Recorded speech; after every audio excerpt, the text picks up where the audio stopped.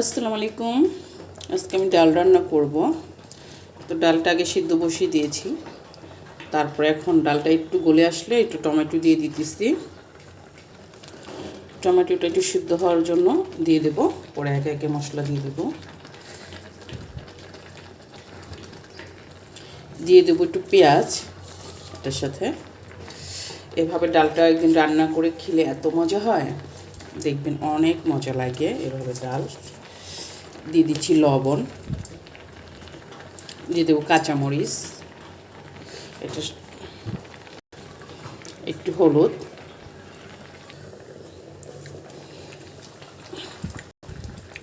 এখন ডালটাকে একটু ডাল ঘুটনি দিয়ে এভাবে একটু ঘুটে নেব। ডালটা না পাতলা হবে না ঘন হবে, এভাবে রান্না করবেন। একেবারে পাতলাও না একেবারে ঘনও না, এভাবে করে একদিন রান্না করে খেয়ে দেখবেন, অনেক মজা হয়, অনেক ভালো লাগে।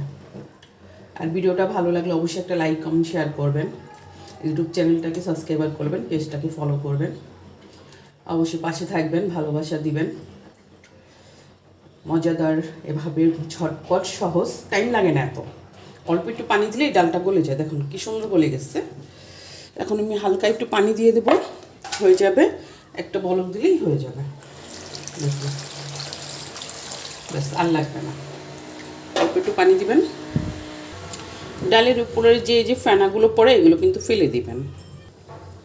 দেখুন হয়ে গেছে। এখন ধনিয়া পাতা দিয়ে দিবেন, ব্যাস। ধনিয়া পাতাটা দিয়ে নামিয়ে ফেলবেন, কারণ বেশিক্ষণ রাখলে আবার একটু কালো কালো হয়ে যায়।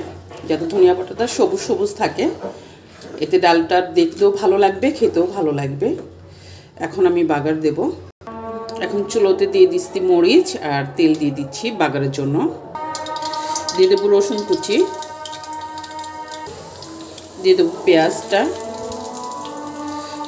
সব কটা ব্রাউন কালার করে ভেজে নেবেন, না পুড়বে না হবে, কালারটা যাতে ব্রাউন কালার আসে, এতে ডালের স্বাদটা আরও বেড়ে যায়। দেখুন কালারটা এরকম আসবে।